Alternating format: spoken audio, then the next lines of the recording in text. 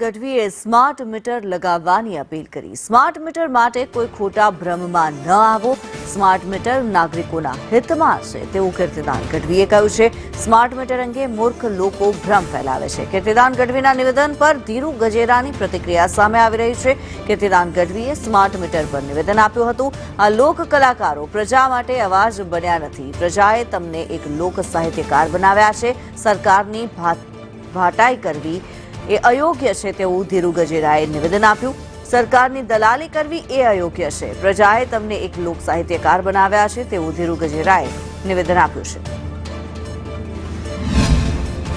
ગુજરાતમાં પીજીવીસીએલ દ્વારા smart મીટરનું launching થઈ ગયું છે।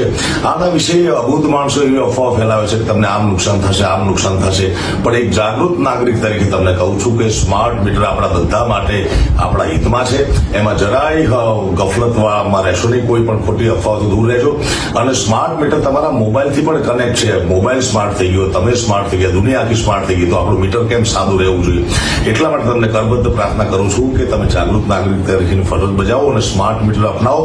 સ્માર્ટ મીટરના ફાયદા હોય કે ન હોય એ મને ખબર નથી, પરંતુ ગુજરાતના સાહિત્ય કલાકાર કીર્તિદાનભાઈ ગઢવીનો વિડીયો ગઈકાલના દિવસમાં એક વાયરલ થયો, ત્યારે મને એમ થયું કે આ લોક કલાકારે ગુજરાતની ભોળી પ્રજા માટે મોરબીનો કાંડ હોય, રાજકોટ કાંડ હોય, ખ્યાતિ કાંડ હોય કે સુરતનું તક્ષશિલા હોય કે બરોડાની ઘટના હોય કે ગુજરાતની અસંખ્ય કુદરતી આપતી હોય કે અન્ય તેઓમાં ક્યારેક કીર્તિદાનભાઈ ગઢવી ગુજરાતની પ્રજાનો અવાજ બનાવ્યો એવું મને ખ્યાલ નથી।